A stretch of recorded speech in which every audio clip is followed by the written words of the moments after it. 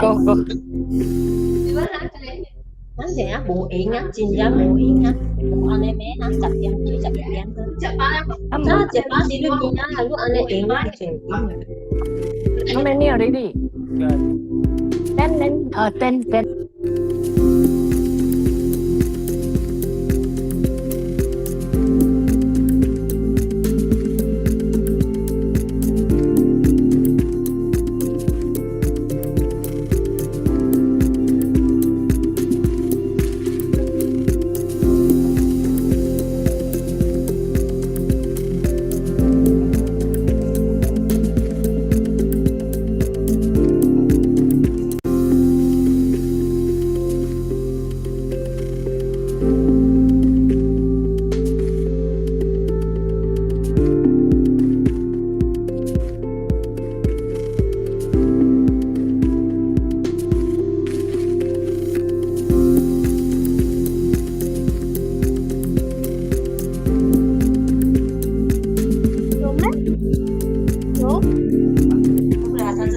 post 我没写错，我跟你继续轮到你，快了，我快了。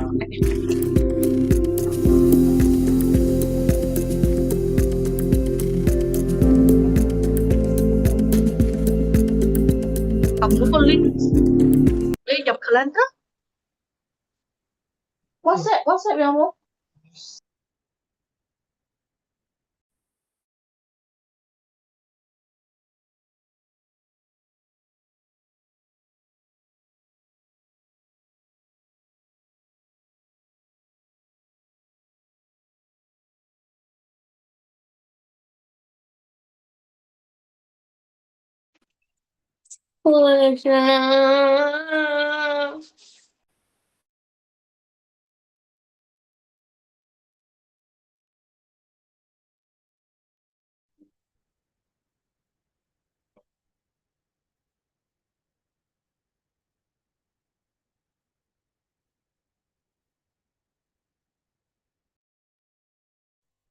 Hello, everyone. A very good evening.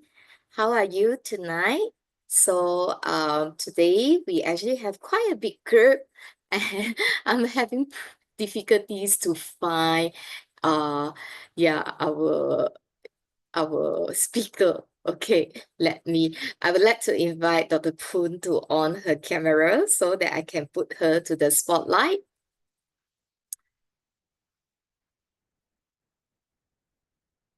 Okay, finally found the speakers among all our participants today. So today we seem to have quite a big group of participants. And then to everyone, a very good evening. And I'm Dr. Lo Hui Min from University Science Malaysia. And I'm also representing Brain Boya, the spin-off company from University Science Malaysia that focus on supporting the community in inclusive education. And today, I'm very honored to have with me my colleague, Dr. Poon Hui San, also from University Science Malaysia. Yeah? And Dr. Poon is my colleague, and she was also my senior when I studied in University Science Malaysia. And after she University Kebangsaan Malaysia. So after she completed her study in University Kebangsaan Malaysia, she actually got a full scholarship to New Zealand, University of Canterbury in Christchurch, to do a doctoral research in speech sounds assessment. So she specialized in speech sounds assessment, and she had done that research on Malaysian children. And then after she completed her PhD study in New Zealand, she came back to Penang, and she was a postdoctoral fellow in University Science Malaysia for 2 years or 3 years. Yeah, later we will ask her. And then during her period as a postdoctoral fellow in University Science Malaysia, she also further to continue her research in speech sounds production. And she did a number of studies that look at how Malaysian children develop their speech sounds.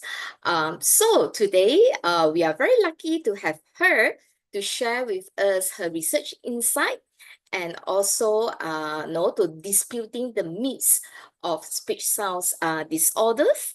And also maybe later we can also ask her about the first standardized assessment on speech sounds assessment that she developed. Okay, so without further ado, I would like to pass the session to Dr. Poon. Over to you, Dr. Poon. Thank you, Dr. Low. Actually, I'm very excited today and looking forward to this webinar. And as introduced by Dr. Low, I'm currently a lecturer in USM, but I have been practicing as a speech language therapist for more than 20 years. So today, we are going to debunk some myths about speech sound disorder. So let me share the screen.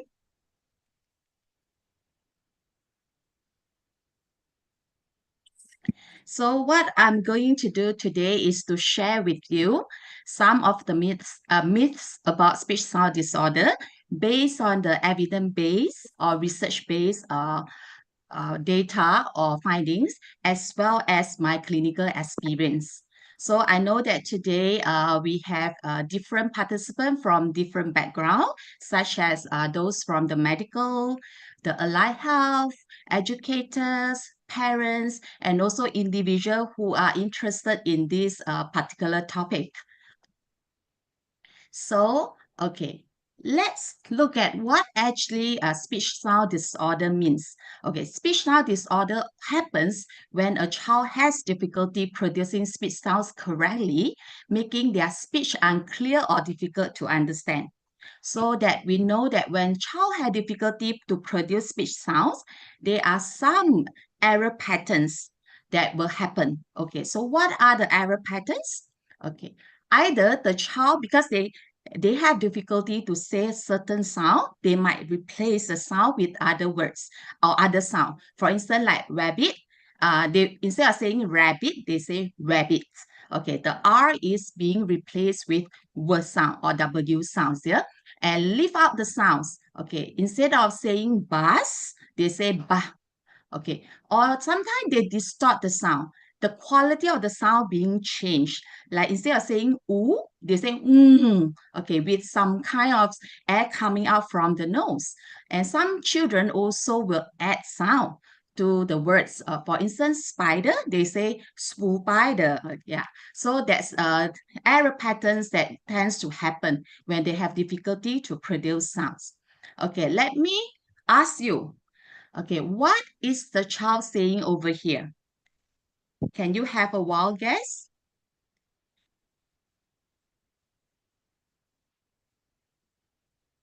Can you try to guess what is the child trying to convey over here?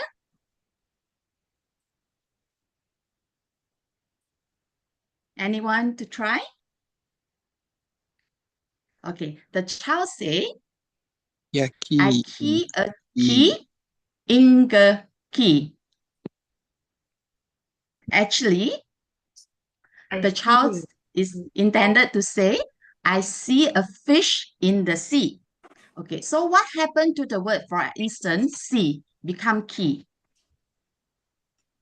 Okay, as I mentioned just now, is replacing. Yeah. Yes. And then the fish become key. There's actually more than one error in that.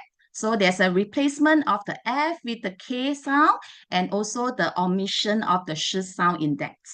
So this is a very common condition when a child has a speech sound disorder. It can have multiple errors in their speech, but it's actually very frustrating for the child because what they try to say is hard to be understood by the people around them. So, but usually when I talk about speech sound disorder, there always some confusion between terms. Okay, when I say speech sound disorder, some individual might regard it as speech delay, or some will say, oh, it's speech disorder. So what are the differences between these three terms? Okay, speech delay is when we refer a child who is developing speech at a slower rate than expected. So that if the child supposed to start to talk, but they're not just talking, or they use few words than what expected for their age. For instance, like 3 years old, supposedly they should be using like simple or short sentences, but they are only using single words. Or some children, even they have words, but they have difficulty to combine the words to make longer sentences. So this is speech delay. Okay, whereas speech disorder is actually a broader term. Okay, so that includes any difficulty with speaking, include speech delay, and also speech sound disorder. Okay, so what actually causes speech sound disorder? Okay, according to American Speech Language Hearing Association, the causes can be organic. Organic means that something happened to the structures or the functions that related to medical problems. Okay, so number one is due to sensory perception. So as you can see here, if someone wants to learn to speak clearly, definitely he has the need to have a good hearing to able to understand the speech sounds and learn to speak clearly. So someone with hearing impairment also have a higher risk of having speech sound disorder. Okay, and number two, okay, something happened to the structure. Okay, the structure, okay, related to the organs that needed to produce the sounds. So guess what structures that related to the productions that you need to have good speech? Okay, you can free to type in the chat. You think what structures play the organ that play important role in producing the speech? Yes, definitely. Okay, we have tongue.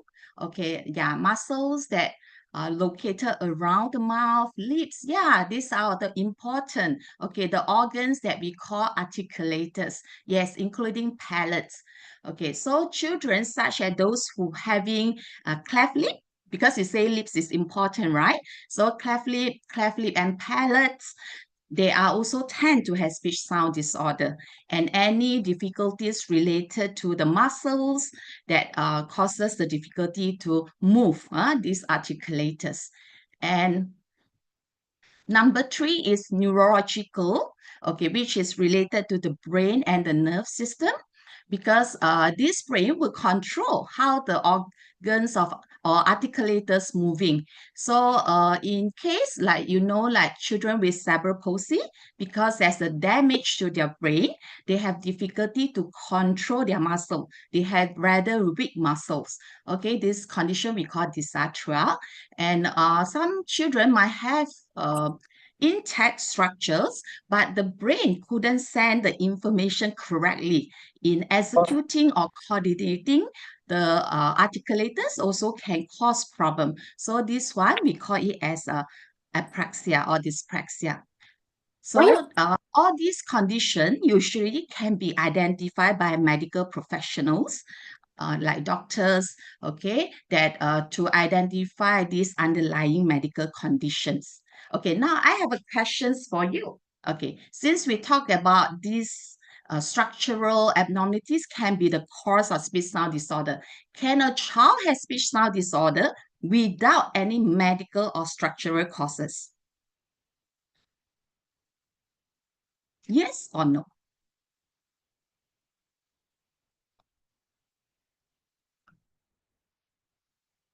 Okay, good. So I actually seen a few participants say yes. Okay, you are right. The answer is yes. And why? Okay, actually, there's another cause of speech sound disorder, which we call it as idiopathic or unknown cause, and is known as functional speech sound disorder. It happens to the functions of the way how the child produces sounds, and it's also caused by problem due to the motor aspects, where the child have problem to control their muscles or articulators to produce certain sounds. Okay, so we call this as articulation disorder. And also, some children might have problem with the language especially with the rules of how sounds are made. So they cannot manipulate the sounds to produce the correct speech sound. So this is called phonological disorder. So you are right. It's possible that children who seems to be very typical developing, but still having the risk of having speech sound disorders. Okay, so next, okay, let's have some fun quiz. Okay, this is a true and false. Okay, you may type in the chat as well if you think the statement is true for T and if use F for false. Okay, number one, speech sound disorder are more common in boys than girls. Okay, I give you 5 seconds.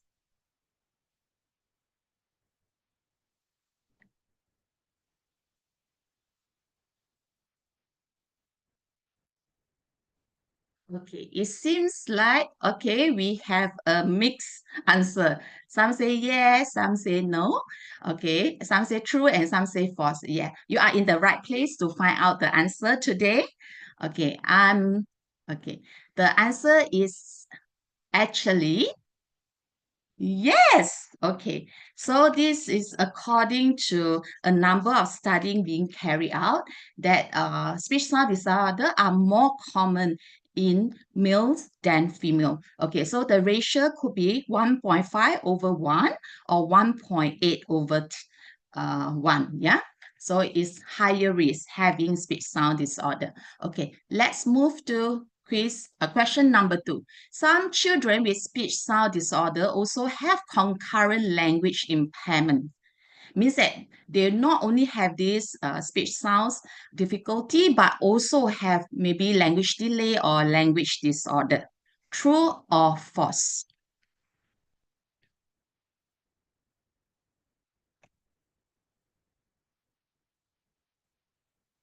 Okay, this round seems that all participants, okay, it started with true, true, true. Oh, yeah, right. Okay, all said true. Okay, so is that really true? Yes, you are right. It's actually true. And actually, how high is the percentage of these children who also having language impairment? Okay, let's look at the research. It says that 40% of children with speech sound disorder had concomitant or concurrent language impairment. So means that there is as high as 40%. Yeah, it's rather high. Okay, number 3. Children with a history of speech sound disorder in preschool are more likely to develop reading disorder later on. Okay, true or false?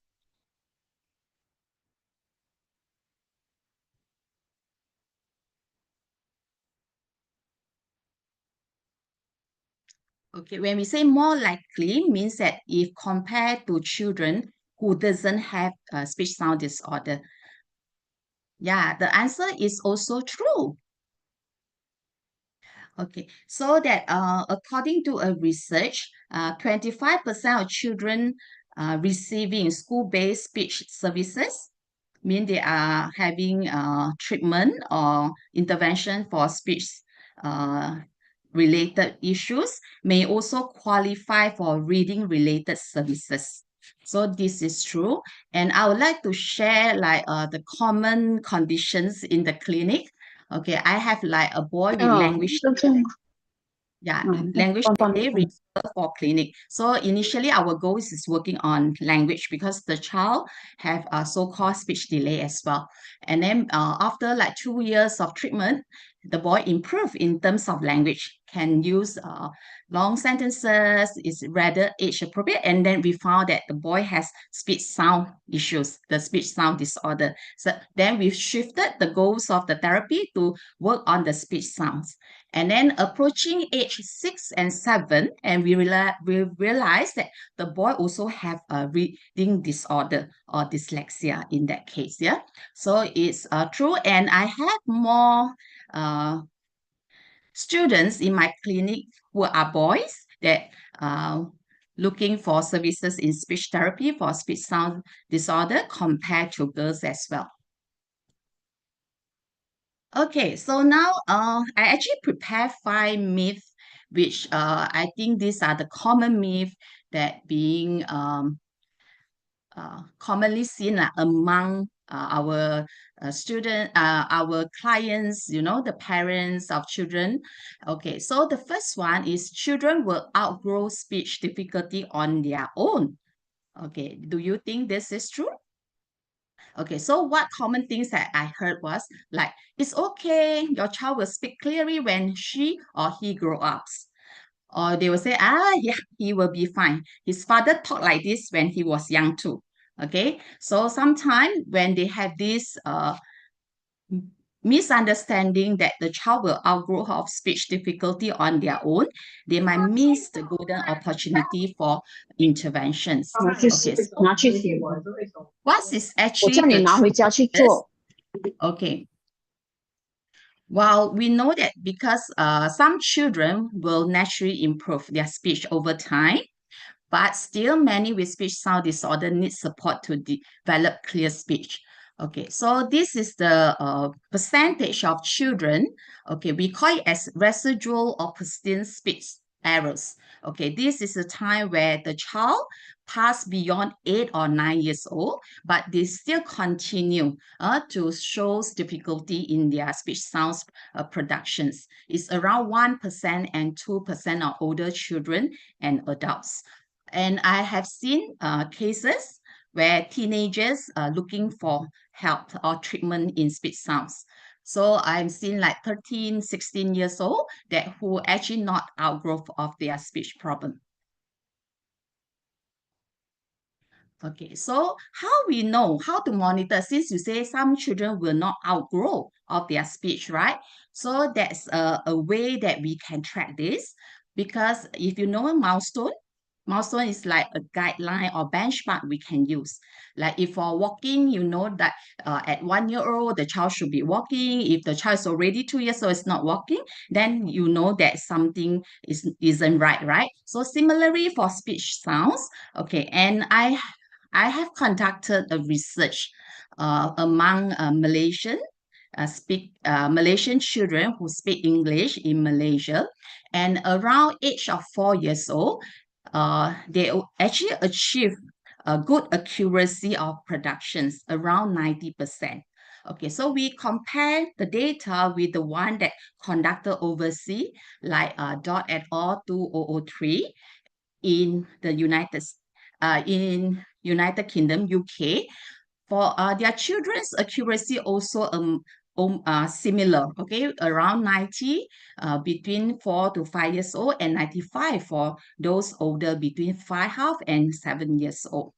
So what we can see from here is that most children achieve about 90% of speech sound accuracy by the age of 4. Okay, so how we actually assess this? Okay, if for young children, usually we will show them the pictures, ask them to name it, and those pictures contains of the different sounds in the language. So we count like how many correct over the targeted sounds that they require to speak.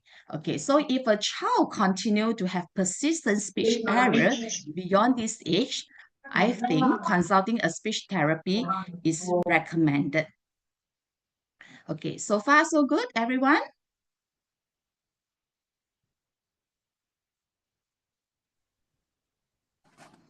Dr. Poon, there is one question in the chat box. How many percentage more likely? Can you repeat about that? Oh, which one? The one with I think it's the previous one. the The reading number 3. related. 25%. 25%. Okay, that's 25%. Okay, so we move on to myth 2. Okay, this is another one. Tongue tie causes speech sound disorders. Do you think so? Okay, this is what I usually heard. Your child can't speak clearly because of tongue tie. They say they blame because the child has tongue tie and cannot speak clearly. And releasing the tongue tie will automatically make your child speak clearly. Okay, means that if your child has tongue tie and then have speech sound disorder, then we will send the child to do the tongue tie release. And then after that, the child will automatically can speak clearly. Okay, so is that really true? Okay. So I saw some say, is it some doubt, not all? Yeah, okay. I think all can be also researcher and speech therapists over here. It's good that, okay, we put some thought into about this myth. Okay. Actually, the effectiveness of fragmentomy or surgical release of tongue tie on speech outcomes is debated. Why we say debated? Because if from the research findings, some say yes and some say no. That's why it's called debated. Okay, let's look at what research that show that is okay. So this is a systematic review or meta-analysis where they look at the data across different study and then they come out with the conclusions. And this is based on 10 studies with the children aged between like a mean age of average of 4 years old, and around each sample size of each study is about 22 patients. Okay, they found that actually fragmentomy was associated with improvement in speech articulations, particularly when performed earlier in childhood. Okay, so all studies agree with that? In fact, no, and then a few studies found that no significant improvement in speech articulation or intelligibility post-surgery. Okay, let me explain some of the research finding. Okay, for the one that done by Mellon et al. 2021, okay, they actually found that tongue tie not associated with isolated tongue mobility related speech articulation errors, and that's no benefit of tongue tie release. Okay, this Mellon, okay, recruited 25 participants, okay, around mean age of 3.7 years old. Okay, so that they actually conducted 2 tests. Okay, the first one, the speech sound assessment, like I say, that you give pictures to the children to ask them to name, and then you target all the sound to see how good or how accurate they produce the sound.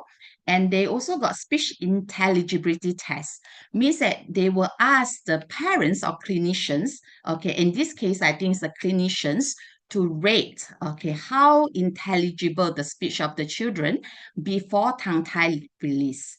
Okay, then after a month, they conduct the test again, the both tests again, and actually they found there's no difference in terms of their speech sound productions. Okay, that's from Milan et al. 2021. Okay, so another one, Sorts et al. 2020 also suggests that tongue tie intervention in infancy does not impair tongue mobility or speech outcome in young children.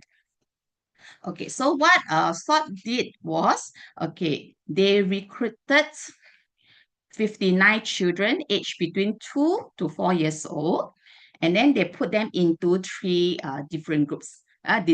They actually recruited different conditions. Okay, children with treated tongue tie, means they previously have tongue tie and now already treated, no more tongue tie.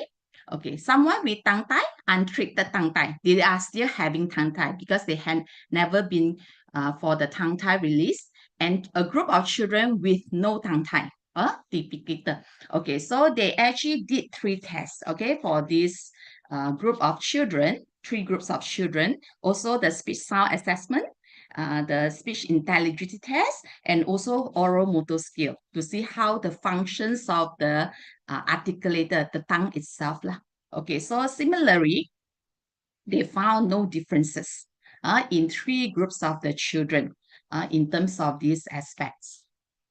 So, and then when we talk about tongue tie, actually tongue tie doesn't affect all the sounds produced, right? Because like if I say P, the per sound and the b sound, do you need the tongue to say these sounds?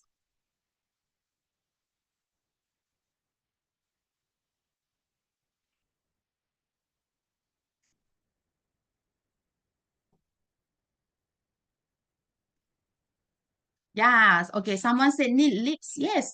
Okay. So actually, we also that's why research they also purposely look into sounds that related or needed the movement of the tongue, like the t sound, because it is, when you say t, d, l, r, all these require more tongue mobility or movement. Okay, but Dobberg et al. 2011, they found no significant difference in pronunciation between children who had their tongue tie treated and those who didn't, or between treated children and those without tongue tie as well. Okay, though these are the one that against towards tongue tie. Yeah. So what we can conclude from here is that's the decision to perform a fragmentomy should be made cautiously, considering the mixed evidence supporting its effectiveness solely for speech improvement, because we have two different contradicted findings. Okay, so when clinician also should carefully evaluate each case, okay, considering the potential benefit or also the limitations of surgical treatment. Yeah, this is for, okay, so we actually don't have the so-called the right answer for this. Yeah, so this is something to consider further and more cautiously. Okay, so okay, now we move on. Okay, I see some. Okay, we have response about this tongue tie. He said that my child no tongue tie but still having difficulty in speech. Yeah, that's true, because when if based on my clinical experience, usually we will do this oral motor examination to actually to see whether any difficulties with the problems with the structure and so forth. But a lot of time, the tongue tie is not the primary cause for speech sound disorder. Okay, and okay, some say okay, pre and post fragmentomy is needed. Yeah, so this is depending on case basis. Yeah, okay.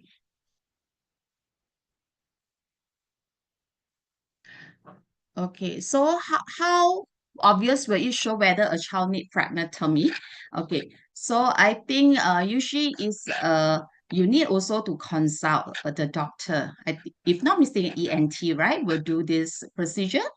And also probably it's better also to do a speech assessment, and then can decide from there whether is that a need for the tongue tie release. Okay, and the myth three, okay, boys talk later than girls, so there's no need to worry. Okay, so if we refer to the case like, okay, because boy always talk later, so it's normal that he can't speak clearly. Or no worries, my boy also not talking clearly when he was younger. Okay, when parent had concern, other parent might also think that because some children, when they were younger, they can't speak clearly, but they outgrow of the problem. So is that true?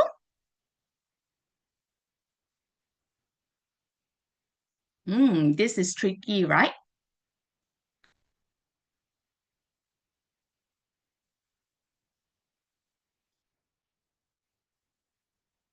Okay, some say no, not really.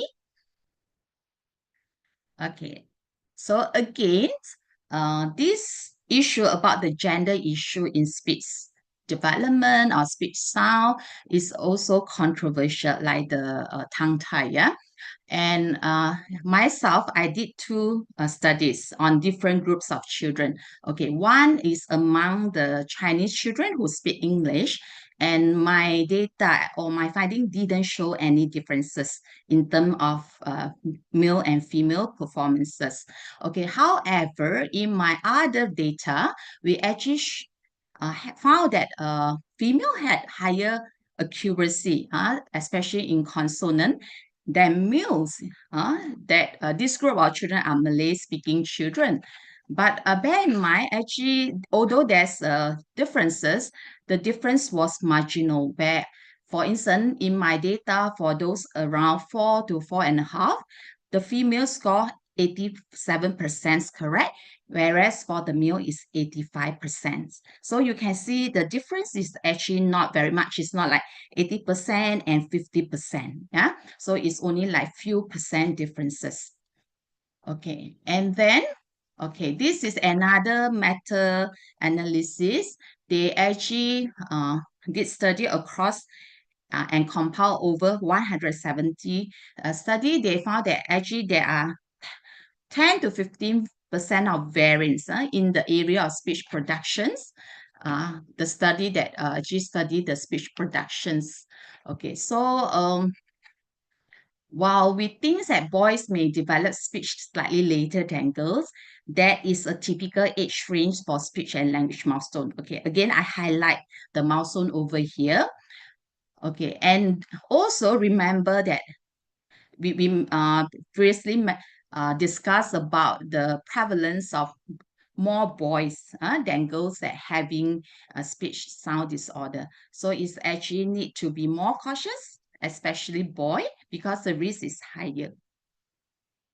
Okay, so if a child speech is unclear or significantly delayed compared to peers, regardless of their gender, it's important to seek evaluations. Okay, so test you all again, whether you pay attention.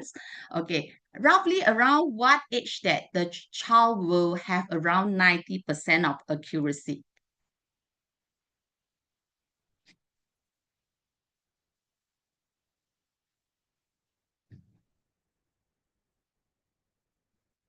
Okay, good. Okay, looks like most of it are paying good attention to my talk or my sharing. Yeah, good. So I have also encountered that parents seek for advice, wanted to start treatment for speech sound disorder as early as like 2 years old.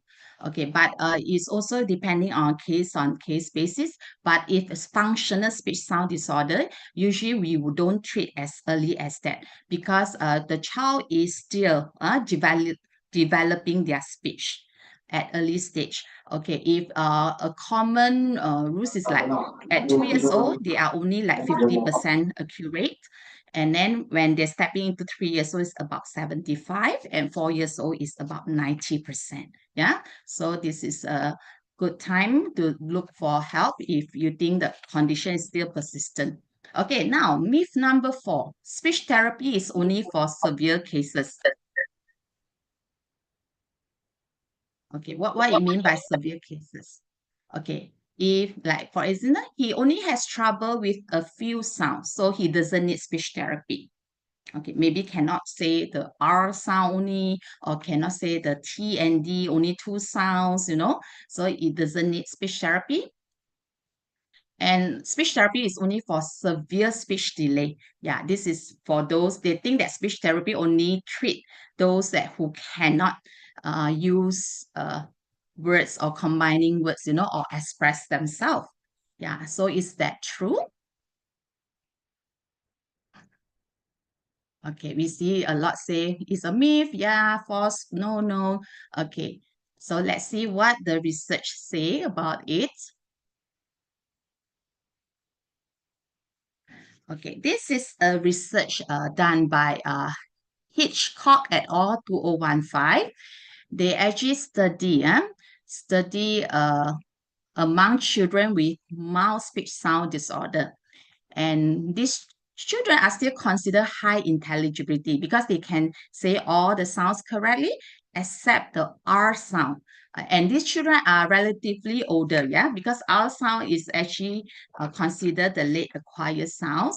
So they get the parents to rate the impact of these speech sound conditions, difficulty to produce an R sound, and rate in the survey according to 11 items that including like the social impact, emotional, and academic. Yeah, and actually they found that these children still show significant challenges in this area as perceived by their parents. So what I want to share here is that I have seen kids with high intelligibility, but only with difficulty with certain sounds. I have seen a girl. Okay, this one I have a very vivid memory. This girl came to me, I think around 4 to 5 years old. It's a very old case. And she only had difficulty with the k and the g sound, the k and the g sound. So we know like the k and g, we have to raise the back of our tongue and good. Okay, and she could produce other sound perfectly, no problem. But because of this difficulty, I think someone have overcorrected her to do a correct sounds, but it wasn't successful. But actually, it caused the girl to have gag reflex whenever we ask her to say the k and the g sounds.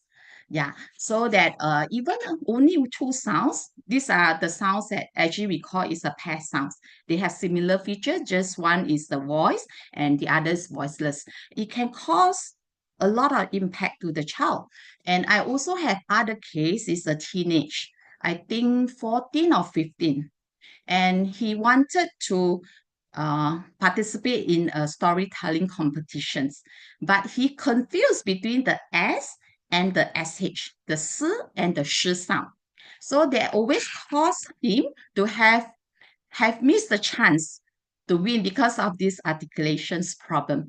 But after being treated, and several months later on, I heard a good news that from the parents that the child actually won a state level storytelling competitions. Yeah, so speech therapy is not only for severe speech sound disorder. Yeah, so anyone that needed help and it actually have the impact on their functions in terms of communications, on their achievement, it's good for them to look for help. Yeah. Okay, and the last myth of today is speech assessment require the child to speak in a standardized language form. Okay, so means if I'm a Malaysian child, when I go for English speech sound test, then I have to speak in a standard English, British English or American English, so that I don't be diagnosed as having speech sound disorder. So some myth your child may be diagnosed with a speech sound disorder if he speak a dialect. Okay, as we know, like in Malaysia, in Malay language we have dialects, or even the English that we are speaking is also a Malaysian English. It's not the standard English. It's hard for us as a speech therapy to differentiate between a disorder and a dialectal variation or differences. So is that true? Yeah, the answer is no. Yeah. Okay, because according to the American Speech and Hearing Association as well, a child will not be penalized for using dialectal variation in a speech sound assessment. Okay, similarly, okay, for local children in Malaysia, speech therapy needs to consider the effect of dialect differences in the assessment process. So we will look into that so that we are not overdiagnose a child or also underdiagnose a child who is at risk of speech sound disorder. Okay, so far so good, everyone.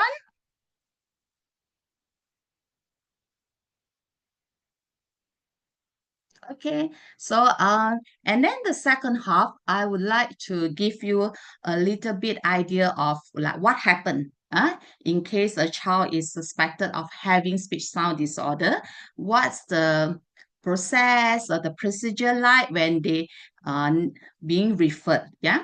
Okay, so first thing, because we work in a collaborative team, and most of the time I also refer from the medical doctors or the allied health professions, school teachers, yeah, are aware of the differences in the child's speech productions. And we also have a self-referral from parents as well. So this is how we get references for cases with speech sound disorder. Okay, so when they refer to us, of course, the first thing we do over here is to assess the child. Okay, so there's a standard procedure in the therapy setting where we take the case history. Okay, and we actually did a number of tests as well.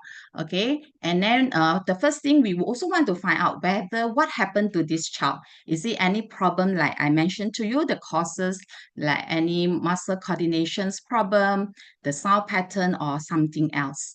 Okay, I did have cases, okay, not just one, a few, okay, in my journey of the practices where the child had bifid uvula, means that they have two uvula, and then the child sounds very hypernasal.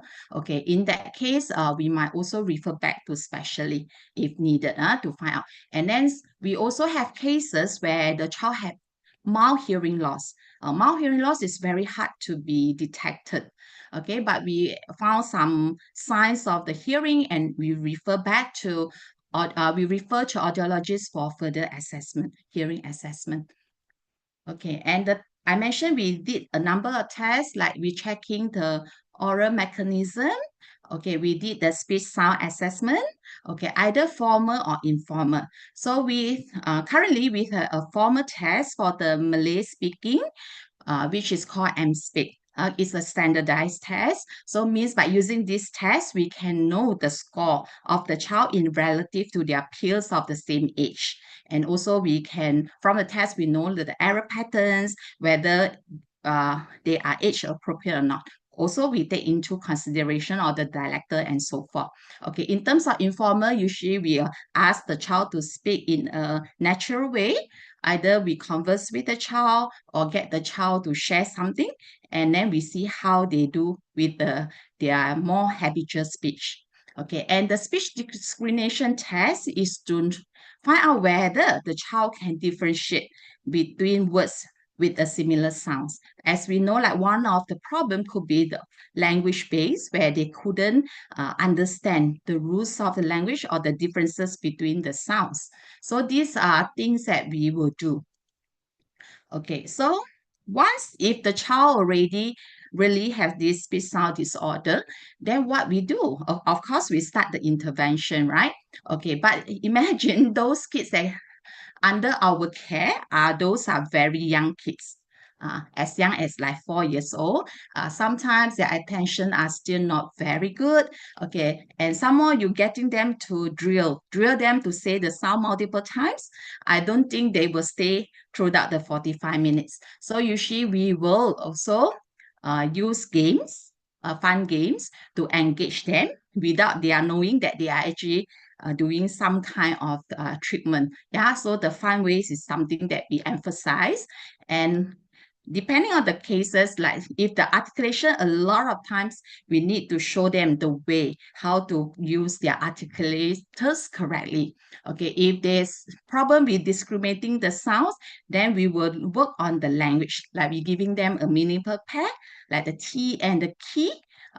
In case a child replace the T with the key, so they need to know the differences so that they can self-correct themselves when they know they cannot say T for key anymore. Yeah. Okay. Of course, directly working with the child, but we also collaborate with parents. We will also give tips and exercises that the child can further consolidate or further enhance at the home setting. And we also sometimes also collaborate with school teachers to know, like to let them know like how they can further support the child at the school environment. Okay, so how can you support children with SSD? These are some of the common tips that you can use. Okay, so if the child have the articulation problem, cannot say the sound correctly, so model the correct speech is good. Yeah, so instead of you correcting them directly, okay, we will say the correct word back for them. Okay, but of course we will show them. Okay, give them the visual input or sometimes the tactile input, how to say it more appropriately. Okay, so for instance, if the sound, the S sounds, we can let them feel like, oh, there's more air coming out, you know, when you say this sound, like a snake sound.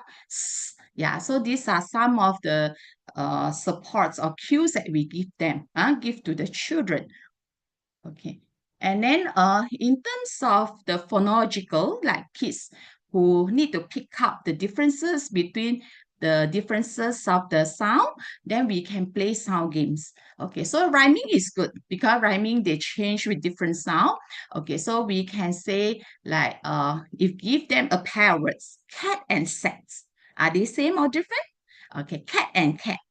Set and set, for instance. So we ask the child to actually differentiate these sounds.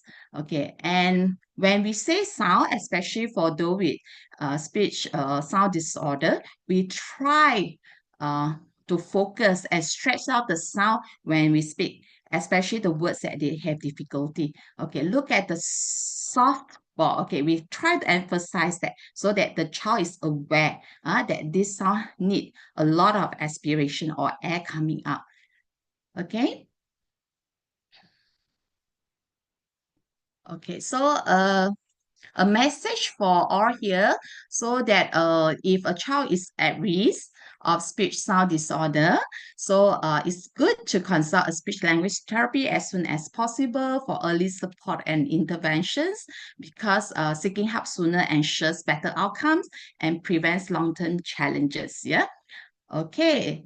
So if you want to learn more about how to support children with speech sound disorder, we are doing or developing some materials, okay, assessment and also the supports for these children. So now is already in the market, the MSpeak, the standardized assessment for the Malay speaking. And we have eSpeak in the program, which is for English speaking. Okay, and we also have more on the support for the medical professional. We call MSpeak. It's a module combinations of what the medical professional can do, and also for the educators, which we know it as EduSpeak. Yeah. Okay, well, so these are the references for the study that I shared with you. And now I welcome questions from the floor, yeah? And thank you very much for your attention. Hey, thank you so much, Dr. Poon, for very insightful sharing. Yeah, so and very informative. With some research finding as well. So that no, I think it's very important that we understand more about speech sound disorders. So that and then the proper way to do assessment and things that we understand as professionals, as educators, so that we can give the right advice and suggestion to the parents here. So now is the Q&A session. So please feel free to put down your questions in the chat box, or if you want to unmute to ask Dr. Poon directly, is also fine. And then in the chat box, you can also find our feedback form. So the feedback form, if you click on the feedback form to answer the let me see. I think there is some problem with the feedback form. Let me cut and copy to you again, yeah, the feedback form. So once you fill in the feedback form, you will also receive okay, let me try to send you another feedback form. Yeah. So once you fill in the feedback form, you will receive the certificate in your email. So let me copy down the feedback form for you again. Okay, so now we also want to see if there is any questions. I think there are questions that start coming in here. So let us see the questions. The questions is Dr. Poon, is prolonged usage of gadgets or screen times cause delay in speech development in children? Okay, so again, we are talking about speech sound development or the general speech development? Yeah. Okay. So I think there are a lot of research being done on this impact of the prolonged screen time. Okay. So usually what I refer to is what the pediatric there's an association of pediatric, they got the recommendation, the amount of the screen time that we are allowed to use it for children. Yeah, so if not mistaken, like it's below 2, there's 0, right? Then there's certain age, there's the number of the time that we can monitor, like half an hour for the 3 years old. So I think it's good that you check out that as a guideline. Okay, and also read up some articles that about the impacts, how the impact of screen times on the speech and language development. Yeah. Okay, and Okay. then there's Mm, another questions about AAC for mm, communication due to his challenges to speak or pronounce, etc. Yeah, and actually AAC is also one of the methods, and we know that speech sound disorder or speech disorder can be caused by a number of causes that I previously shared with you. So, like some children with severe dyspraxia, they may not be able to communicate verbally effectively. So, they might need some other alternative for communications. So, they have the right to communicate, but they cannot communicate using the speech, but they still can communicate using like communication board, the picture communications or sign language. So usually speech therapy will recommend, especially like after prolonged speech therapy and mm, the conditions of the child still not progress, mm, especially in terms of the speech. And supposing kids should be have a adult like communication skill at 6 years old, mm. 5 and 6 years old, right? So I think it depending on how. Okay, if a child with hyponasia having speech sound and how to manage that. Okay, then it have to really identify the cause of why the child having hypernasia or hyponasia. Yeah, I did like told you that I had case where we actually find out that the child has submucous cleft with the bifid uvula, and we also have the child already have identified medical conditions. I have a girl with multiple issues with the conductive hearing loss and with the cleft lip and palates. Yeah, so these conditions may need be treated medically, but some if they couldn't, and there also are limitations in terms of how speech therapy can help. Yeah, but we will try to identify the cause first and then try to solve from there. Okay, Next can question, Dr. science? Poon. Yeah, can Yeah. sinus affect speech sound? Okay.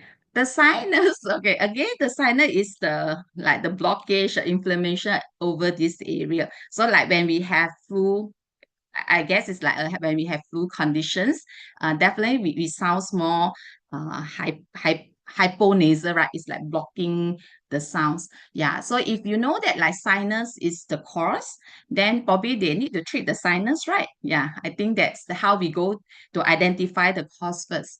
Instead of you doing therapy and it doesn't help because the problem is due to the sinus.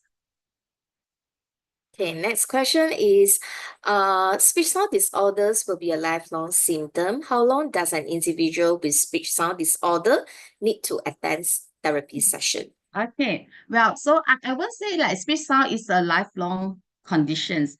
Again, firstly, we look at the condition. If the child, speech sound disorder actually is a umbrella term we used to refer to anyone with difficulty in produce the speech sounds. So if the child like having dyslexia or dyspraxia, then this could be something lifelong or hearing loss, like the sensory and all these things, right? So this one again, we will look for the medical. Okay, but per se of the functional speech sound disorder, then how long it needs speech therapy again is based on like the severity of the speech sound disorder.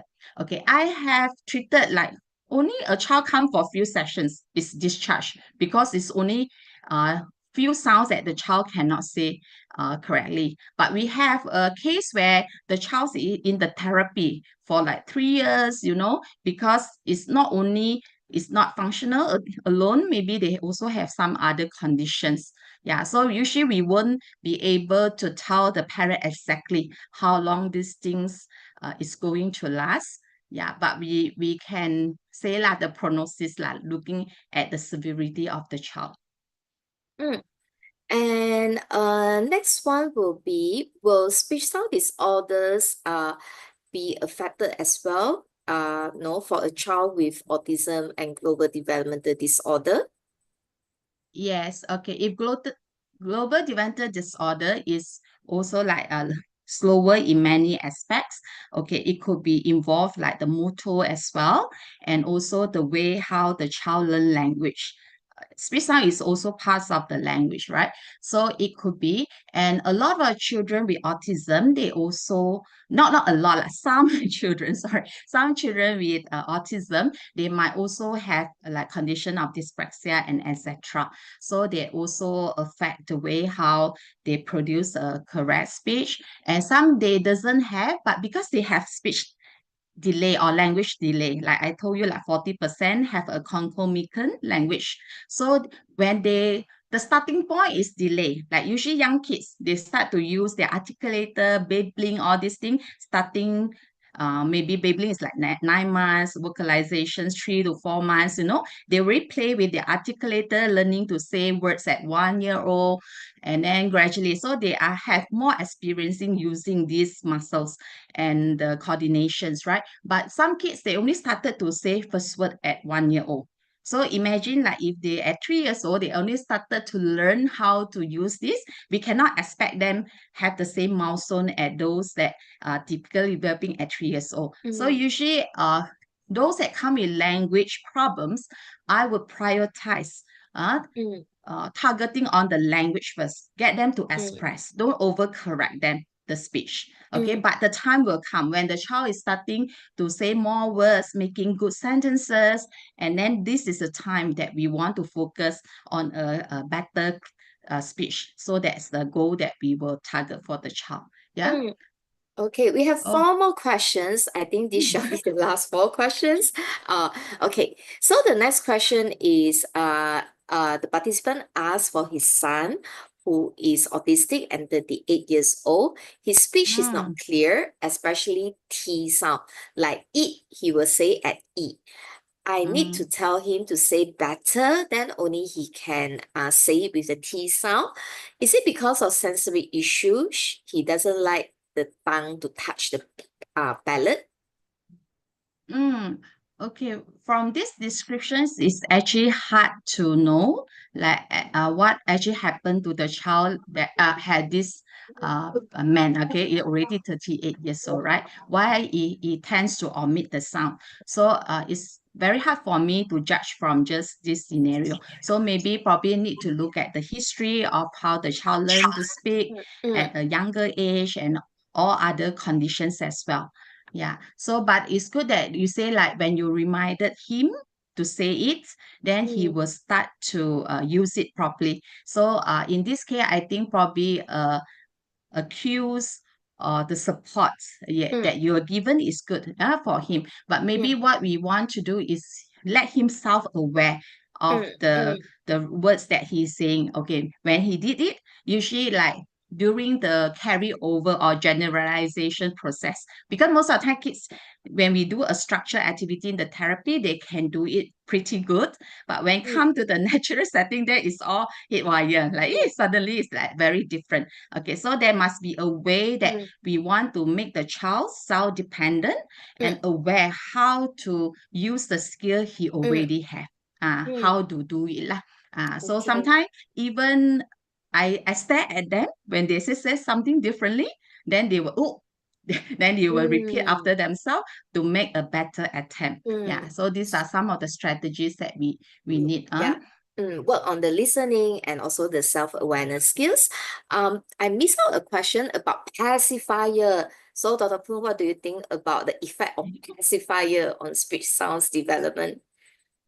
Yeah, okay. This one, again, if we need to look at research, but for my own experience, supposing that's a stage that we need to wean off the pacifier.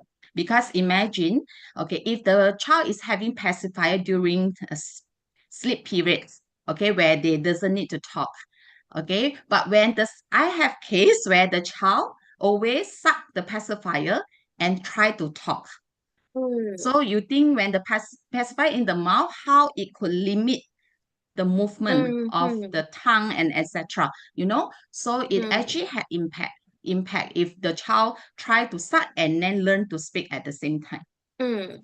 So the next question is about the diagnosis. When professional is making the diagnosis, is it called speech sound disorder, or professional actually diagnose it as articulation or phonological disorder? Oh, okay. So actually, in the past, I think maybe somewhere in early 2000, we always use different terms to refer to this problem, like articulation disorder or phonological disorder. But recently, we do not do that as anymore because there's also overlapping of this artic and also phono problem. I give you an example.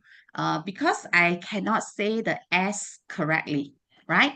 So that could be the motor problem. I don't know how to place my tongue and use the correct way of producing it. But because of that, that's why I cannot say bus, right? It seems that it applies to the rules of the language as well. So it's like overlapping. So now in order to not confuse, we prefer to use speech sound disorder. Especially if there's no underlying medical, we say functional speech sound disorder in our diagnosis. Okay.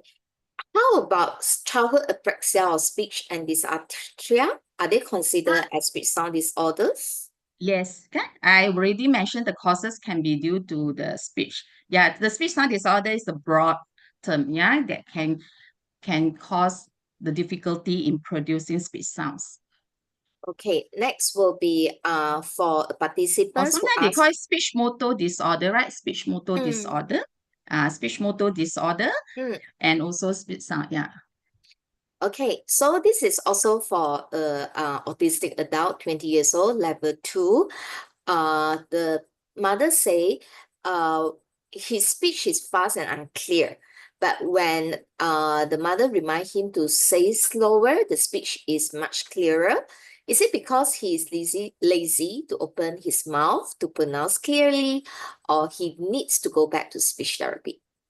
Yeah, I think this question is similar to the man with 38 years old because there's already grown up. So it's hard for me to comment over here, like what actually happened to this. Okay, but we do have like some common, um, I mean, symptoms in children with autism where they have sensory issues where they tend to use monotonal speech tone or high pitched tone, and they tend to mumble when they speak and also so forth. And if not mistaken, like children with autism, 20% of them also having dyspraxia, which cause them to have difficulty to really use their speech sound effectively. Okay, last question. Do you give speech sound disorder therapy? Of course, because this is the job of speech therapy. So where I got all these like I got many cases, yeah, that having speech sound disorder. Yeah, that's why I'm very particularly interested in doing research and also giving therapy to this group of children. Yeah. Okay. So, yeah. I feel very honored today because there are very active Yeah. engagement among the participants, Yeah. Okay, So, but also, yeah, I did give, but I no longer providing at this time because I'm now, as you know, I'm working in USM as a lecturer.